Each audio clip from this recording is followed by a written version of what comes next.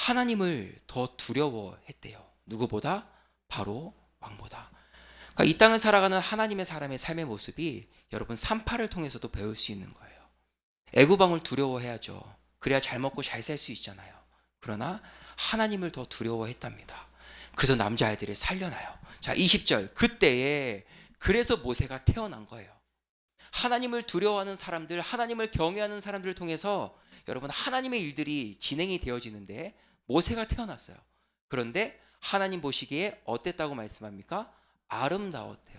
여러분 옆에 있는 사람 한번 보세요. 아름다워요? 아름답지 않아요? 아름답죠.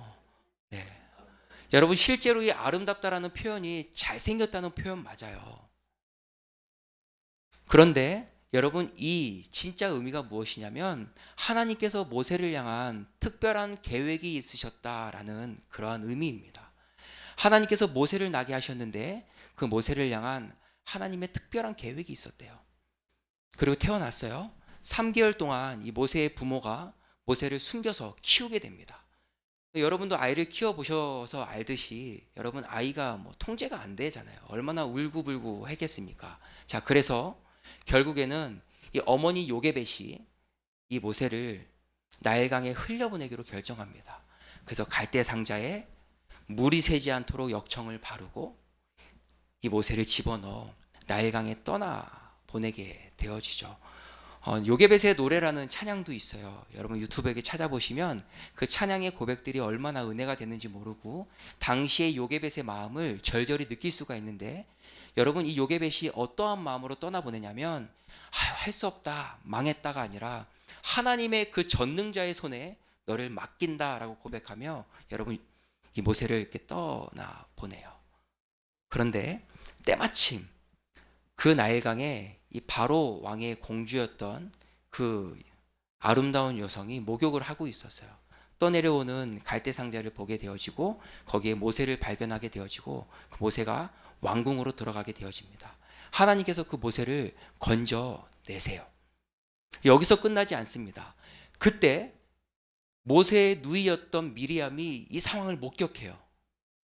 그래서 바로 공주에게 가서 이 아이를 키우려면 유모가 필요하지 않냐. 젖도 먹여야 하는데 내가 가서 히브리 유모를 데리고 올게요. 그래서 유모를 데리고 오는데 그 유모가 누구였어요? 모세의 엄마였습니다. 요게벳이 가서 왕궁에서 그 모세를 양육하며 키우게 되어지죠. 여러분 어떻게 키웠을까요? 야, 우리 다시 만나서 너무 감사해. 여러분 그렇게만 했을까요? 아니요. 그 아이를 끊임없이 양육하며 그 아이의 정체성이 잊혀지지 않도록 너는 히브리 사람이야. 너는 하나님의 사람이야. 하나님이 너를 이곳에 보내신 이유가 분명히 있으니 절대로 까먹지 말고 어디서든 하나님의 사람으로 살아야 돼. 그의 정체성을 가르치며 그렇게 이제 모세를 양육하게 되어지죠. 자, 모세의 열심입니다. 오늘 23절 보시면 시간이 지났어요. 모세가 나이가 40이 되었대요. 그 형제 이스라엘 자손을 돌볼 생각이 떠오른 거예요. 어머니한테 계속 들었잖아요. 너의 정체성, 너는 누군지, 지금 우리 민족이 앞제 나가고 있는데 하나님이 너를 통하여 일하실 거야. 자, 그게 생각이 난 거예요. 그래서 24절, 28절 보시면 모세가 억압당하고 원통한 일을 당한 자기 형제를 바라보고 의분이 일어나서 그 애굽 사람을 쳐 죽이게 됩니다. 근데 그 일을 결정했을 때 모세에게는 어떤 생각이 있었냐면 이게 하나님의 일이지. 그리고 내가 이렇게 했을 때 아마 우리 민족 사람들은 나를 통해서 하나님이 우리 민족을 구원하셔 이 사실을 깨닫게 될 거라고 생각했어요. 그러나 그 결과가 전혀 아니었습니다. 네가 재판관이냐? 네가 뭐길래 지금 이러고 있냐? 라는 그러한 예상치 못한 일을 만나게 되어집니다. 모세의 열심과 나의 방식의 끝은 결국 도망하게 되어지고 하나님의 이야기가 쓰여지지 않아요. 여러분 그래서 모세가 어디로 도망하냐면 광야로 도망합니다. 29절이에요. 여러분 광야는 어떤 곳이에요? 좋은 곳이에요? 아니죠. 아무것도 없는 곳이죠. 그러나 여러분 이 광야의 뜻이 뭐냐면 미드바르 그래서 말씀이라는 뜻입니다. 아무것도 없는데 뭐만 있는 곳이냐면 하나님 말씀만 있는 곳이에요.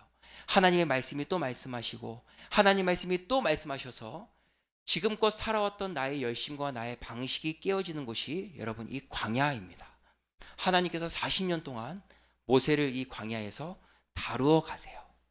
그리고 또 40년이 지나갑니다. 30절, 40년이 참에 하나님께서 모세에게 불로 임하십니다. 떨기나무 불꽃 환상을 보여주시는데 떨기나무가 막 타고 있는 거예요. 불꽃이. 그런데 떨기나무는 타지 않는 희한한 장면을 통해서 모세가 가까이 가봐요. 이게 뭐지? 그랬더니 하나님께서 내가 조상의 하나님이야. 내가 너의 하나님이야. 너의 발에 신을 벗어라 말씀하십니다. 여러분, 이게 무슨 의미냐면 그냥 신발을 벗다 그게 아니라 지금까지 너가 살아왔던 방식, 너의 생각을 벗고 이제는 나의 다스림 가운데 새로운 삶을 시작해라 라고 말씀하시는 거예요. 성령이 내 안에 오시면 여러분 새로운 삶이 시작되어지잖아요. 하나님께서 모세 인생 가운데 그냥 모세를 내버려 두지 않으시고 여러분 그의 삶을 하나님의 다스림 가운데로 옮겨내십니다. 그리고 34절 보시면 내가 너를 애굽으로 보내리라. 하나님의 이야기가 여러분 시작되어지고 그의 사명이 시작되어집니다. 그러니까 나의 방식과 나의 열심으로 하나님의 이야기를 써내려가는 게 아니라 하나님의 영이 임하고 하나님의 다스림을 받을 때 나를 통하여 하나님의 이야기가, 하나님의 구원이, 하나님의 열매가 맺혀지기 시작하는 겁니다. 여러분, 어떠한 변화가 일어나냐면 처음에 그가 40살일 때는 내가 우리 민족을 구원하겠다. 그래서 의분이 일어나서 애굽 사람을 쳐 죽이잖아요. 내가 하겠다 그랬어요. 그러나 내 발에 신을 벗고 그분의 인도하심, 그분의 다스림을 받으니까 모세가 어떻게 고백해요? 너 애굽으로 가 그랬더니 하나님 제가 어떻게 해요? 저 말도 못하는데 보낼 자를 보내십시오 라고 고백합니다.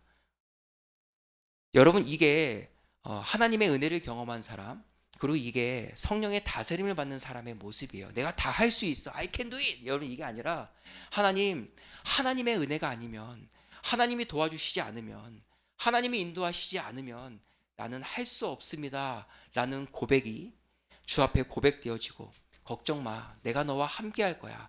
세상 끝날까지 너와 함께 할 거야. 그분과 동행하는 걸음이 비로소 그분의 열매가 되어지고 그분의 이야기가 되는 것입니다. 여러분, 여기까지가 이제 오늘 말씀인데 하나님께서 여기까지의 말씀을 통해서 우리에게 무슨 말씀을 하시는지 우리가 함께 보도록 하겠습니다. 여러분, 왜 스데반은 모세 이야기를 했을까요? 네, 구원의 바른 길로 인도하기 위해서입니다. 그러나 구체적으로 무엇을 위하여 모세가 이 이야기를 통하여 공회 앞에 있는 유대 종교 지도자들 그리고 우리에게 주시는 메시지가 뭘까? 대체 스데반은 왜 공회 앞에서 이 모세 이야기를 했을까? 우리가 함께 좀 보도록 하겠습니다. 여러분, 첫 번째 무엇이냐면 하나님은 하나님의 구원을 위해서 사람을 준비시키신다라는 겁니다. 지난 금요일에 하나님께서 우리 삶의 수많은 일들을 만나게 하시며 우리를 자라나게 하신다라고 말씀을 드렸어요. 그렇죠?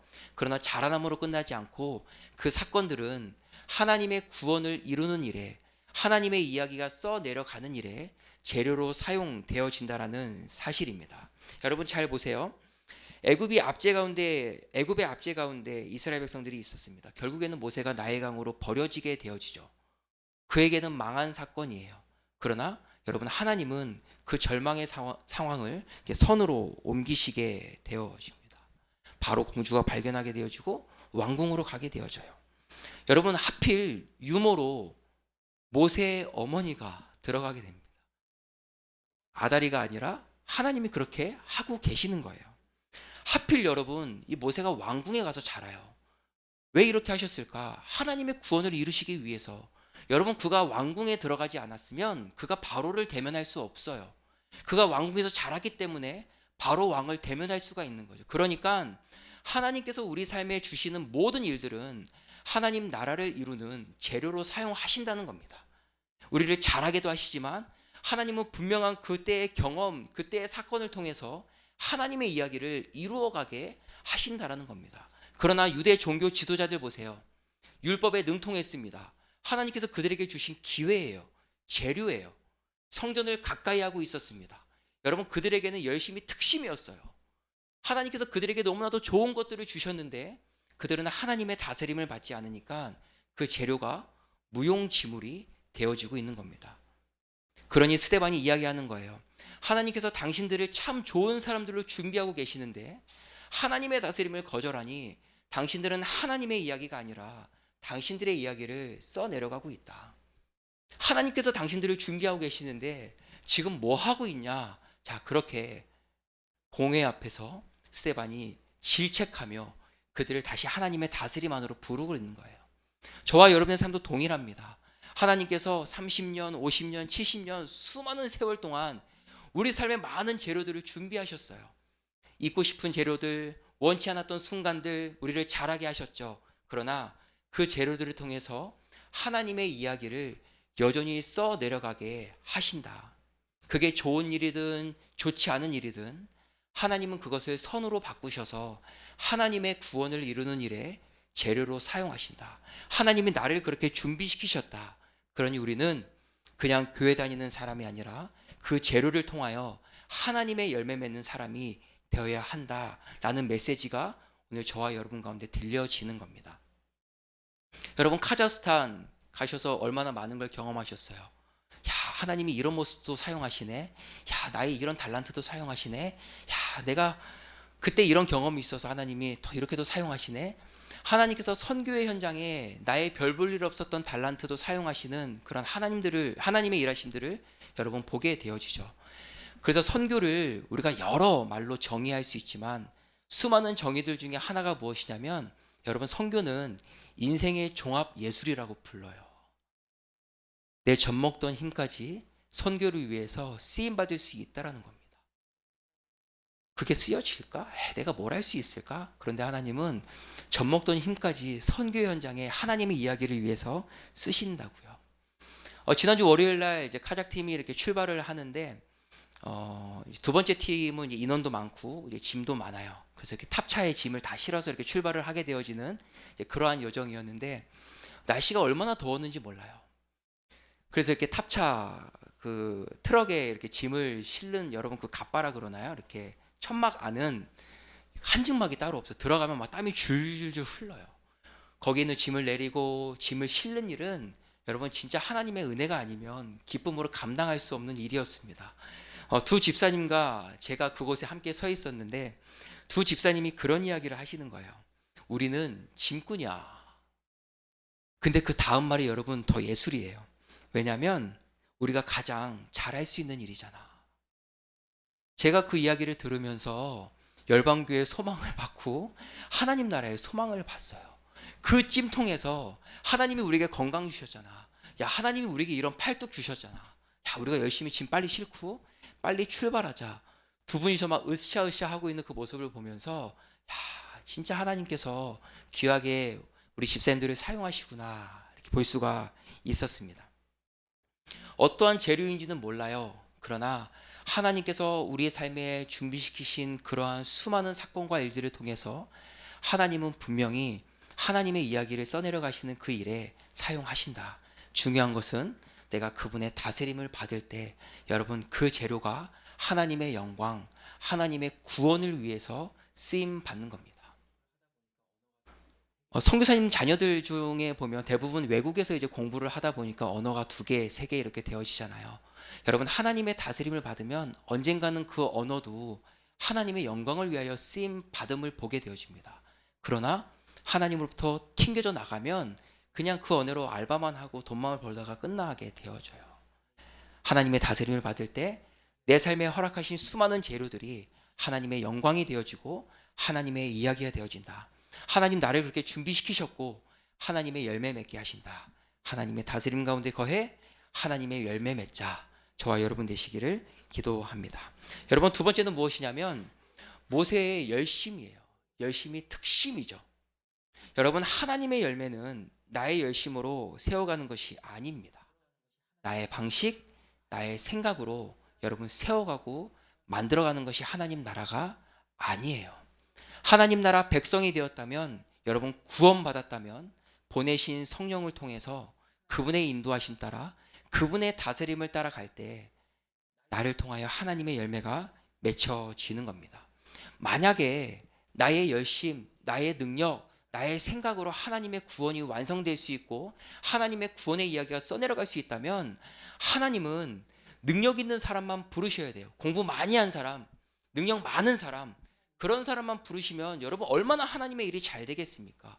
그런데 하나님은 세상에 높아진 것들을 부끄럽게 하신대요.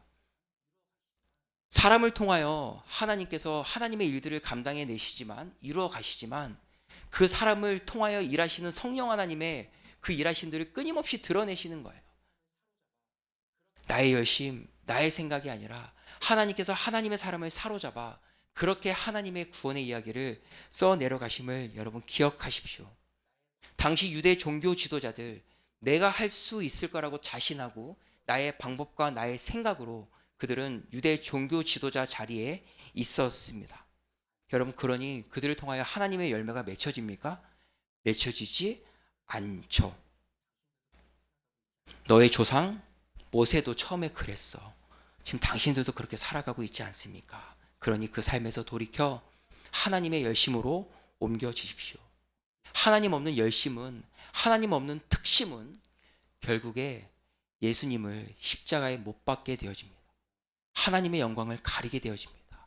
그러니 유대의 종교 지도자들이여, 하나님의 다스림 가운데로 하나님의 열심으로 돌이키십시오 라고 이야기해요. 여러분, 우리도 하나님의 열심으로 하나님 나라를 세워가고 하나님의 이야기를 써 내려가셔야 될 줄로 믿습니다.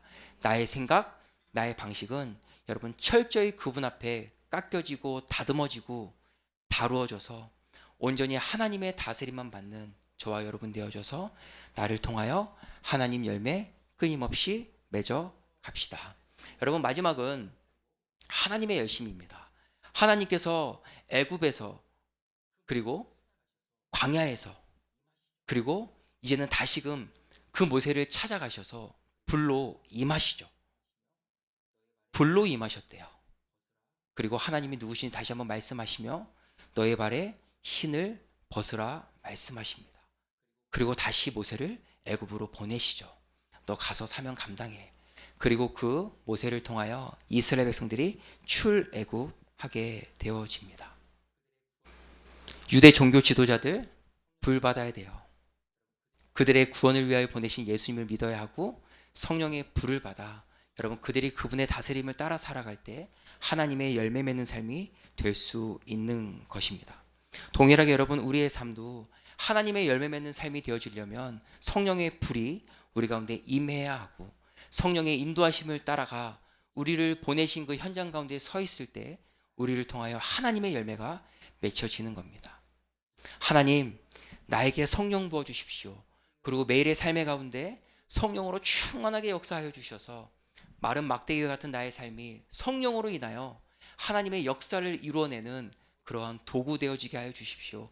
하나님, 내가 청지기인데 나에게 맡기신 모든 것들이 하나님의 다스림 받아 하나님의 구원을 이루는, 하나님 나라를 이루는 그러한 청지기 되어지게 하여 주시옵소서. 여러분, 이 고백이 끊임없이 주 앞에 간절히 드려져야 합니다. 여러분, 이렇게 하나님의 열매를 맺어가는 사람은 그 열매가 보여져요. 아우, 권사님 어떻게 그렇게 해요? 아우, 집사님 어떻게 그렇게 교회를 세워가요? 어우, 권사님, 장로님, 목사님 어떻게 그렇게 하나님 나라를 세워가요? 그러면 여러분, 우리의 대답들은 어떠한 대답이 되어야 할까? 아, 어떻게 권사님 이 더운데 그렇게 식사를 섬겨줘? 어제도 얼마나 더운지 몰라요. 그런데 권사님 네 분이 오셔가지고 유초등부 아이들 이렇게 음식을 해주시는데 얼마나 맛있었는지 몰라요. 그 더운 날씨에, 그 좋은 토요일에 다음 세대를 세워보시겠다고 시간을 내시고 오셔서 그렇게 헌신하셨던 모습도 어떻게 그 일이 가능해요? 아우, 내가 시간이 많았어. 나 놀고 있잖아. 야, 내가 종갓집 며느리였어. 여러분, 이게 아니라 그런 칭찬과 그런 열매가 맺어질 때 여러분, 우리의 고백은 하나님이 하셨어. 하나님이 은혜 부어주셔서 하나님이 가라 하시네. 하나님이 시간을 허락하셨네. 하나님이 건강을 주셨네. 하나님이 재정을 주셔서 내가 오늘도 이렇게 섬길 수 있어. 내가 오늘도 은혜 가운데 살아 라는 고백이 여러분, 성령 받아 성령의 인도함 따라 하나님의 열매를 맺어가는 사람의 고백입니다. 그래서 신앙의 연수가 지남에 따라서 여러분 고개가 숙여지는 것이 아니라 성령의 인도함의 삶의 연수가 찰 때마다 우리의 고개가 점점점 숙여져서 나의 의를 드러내지 않고 나의 방식 열심을 드러내지 않고 하나님께서 하셨음을 드러내며 하나님께 영광 올려드리는 삶이 여러분 우리 가운데 드려지는 것입니다.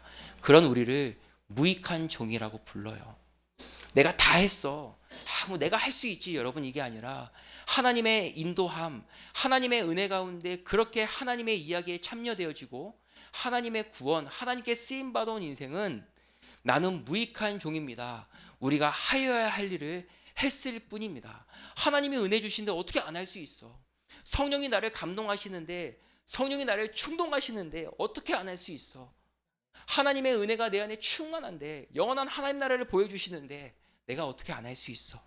나는 내가 한 게 아니라 하나님이 하게 하신 거야. 무익한 종입니다 라고 고백합니다. 우리가 하여야 할 일을 한 것뿐이라. 여러분, 성령이 아니면 결코 고백할 수 없는 고백입니다. 유대 종교 지도자들 무익한 종이 아니었어요. 종도 아니었어요. 내가 왕이었어요. 그러니 공회 앞에 선 스데반이 이야기하는 겁니다. 하나님의 은혜 받으십시오. 예수님 믿으십시오. 성령 받아 당신도 무익한 종이라 고백할 때 영원한 하나님 나라에 들어갈 수 있습니다. 하나님 자랑하십시오. 하나님만 드러내십시오. 유대 종교 지도자들에게 말하는 겁니다.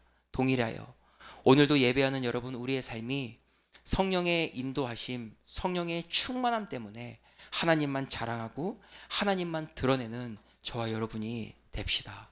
하나님 그래서 우리를 부르셔서 하나님 열매 맺는 일에 참여시키시고 하나님 자랑만 하다가 우리를 영원한 하나님 나라로 부르시는 겁니다. 얼마나 은혜가 되는지 몰라요. 왜냐하면 하나님이 우리를 찾아오시지 않았으면, 그리고 성령 부어주시지 않았으면, 우리가 간절히 구할 때 성령으로 충만케 하지 않으시면 우리는 세상과 똑같이 하나님 자랑하며 살아갈 수 없어요. 그렇게 살아갈 거예요. 하나님 대적하고 하나님 없다 하고. 그러나 왜 내게 성령 주셔서, 왜 내게 은혜 부어주셔서 내 마음 감독해 하시는지 나는 알 수 없지만, 그러나 나에게 은혜는 여전히 하나님의 은혜를 고백하며 나는 무익한 종입니다 고백해 하신 그 하나님의 은혜. 여러분, 이게 우리 삶에 얼마나 큰 은혜인지를 기억하셔서 하나님 어찌하든 성령의 인도함 따라가 하나님 열매 맺게 하여 주시고, 나는 쇠하여지고 오로지 주님만 흥하여지는 그런 삶 되게 하여 주시옵소서. 날마다 그렇게 기도하며 하나님 자랑하시고 하나님 드러내는 저와 여러분 되시기를 기도합니다. 오늘 말씀을 적용해 볼까요? 하나님은 하나님의 열매를 위해서 나를 준비하신다. 지금도 준비하고 계세요. 때로는 내 삶의 시련들, 아픈 일들, 왜 그런 시간들을 주셨을까? 그러나 나와 똑같은 아픔 있는 사람을 세론으로 주시는 거예요. 나도 그때 그랬어. 진짜 마음이 아팠어. 공감이 되지 않겠어요? 함께 기도해. 하나님 선하신 분이시더라. 화를 복으로 바꾸셨어. 집사님, 하나님 집사님 삶 가운데도 그렇게 일하실 거야. 한 영혼을 세우는 재료로 나의 그 시련을 하나님께서 사용하시는 거예요. 하나님께서 지금도 우리 삶을 준비하고 계시고 지금껏 준비해 오셨고, 그 재료들이 하나님의 다스림 받아 하나님 열매 맺어 갑시다. 두 번째, 나의 열심을 끊임없이 하나님 앞에 수술 받으셔야 합니다. 나의 열심으로는 하나님 나라 세워갈 수 없고 나의 열심으로는 아무것도 할 수가 없습니다. 찬양 고백했잖아요. 나는 아무것도 아닙니다. 주님의 은혜가 없으면. 진짜 그래요. 하나님의 일은 내가 하는 것이 아니기 때문입니다. 세 번째, 하나님의 열심, 성령으로 하나님 열매 맺어가자. 그렇게 하나님께서 마른 막대기와 같은 나를 통해서 열매 맺어 가시는 그 하나님의 열심을 우리 삶에 경험하고 하나님을 자랑하고 하나님을 드러내는 우리가 되자. 하나님, 나는 무익한 종입니다. 오늘도 사용하여 주십시오. 나의 달란트가, 나의 재료가 쓰임받을 수 있는 곳이 있다면 어디든지 보내주셔서 하나님 귀하게 쓰임받는 내가 되어지게 하여 주시고, 그렇게 나를 통해 교회를 세워가 주시고, 그렇게 나를 통해 세계 열방을 세워가 주셔서 하나님 훗날 주님 앞에 섰을 때 착하고 충성된 종이라 칭찬받는 그러한 무익한 종 되게 하여 주십시오. 주 앞에 고백하며 여러분 한 주도 하나님 앞에 쓰임받는 저와 여러분 되시길 기도합니다. 우리 고린전서 15장 8절 10절 말씀 함께 읽고 우리 마치도록 하겠습니다. 여러분 유인물에 있어요. 같이 한번 읽어보겠습니다. 시작. 맨 나중에 만삭되지 못하여 난자같이 내게도 보이셨느니라. 나는 사도 중에 사도라 칭함받기를 감당하지 못할 자니라. 그러나 내가 나된 것은 하나님의 은혜로 된 것이니 내게 주신 그의 은혜가 헛되지 아니하여 내가 모든 사도보다 더 많이 수고하였으나 내가 한 것이 아니요 오직 나와 함께 하신 하나님의 은혜라. 아멘. 여러분, 사도 바울도 그렇게 살았어요. 모세도 그렇게 살았고요. 하나님의 다스림을 받아 하나님의 이야기를 써내려간 사람들은 다 이렇게 살았습니다. 모델이에요. 여러분, 우리도 그렇게 살아가 아직 신앙이 어린 이들의 모델이 되어지고 함께 그렇게 주의 나라를 세워가는 저와 여러분 됩시다.